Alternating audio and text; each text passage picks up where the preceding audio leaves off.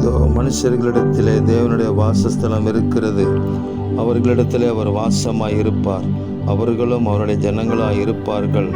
தேவன் தாமே அவர்களோட கூட இருந்து அவர்களுடைய தேவனாய் இருப்பார்.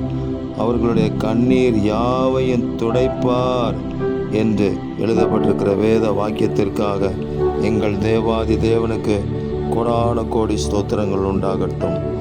ஒருவன் என்னில் அன்பாயிருந்தால் அவன் என் வசனத்தை கைக்கொள்ளுவான். அவனில் என் பிதாவும் அன்பாய் இருப்பார்.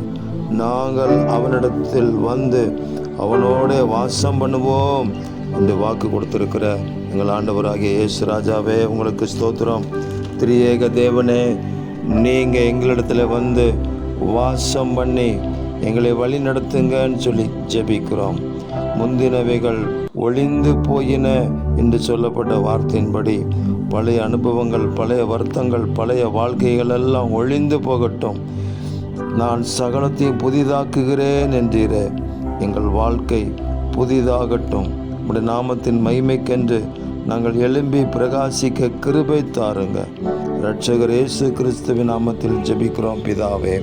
ஆமேன், ஆமேன், ஆமேன்.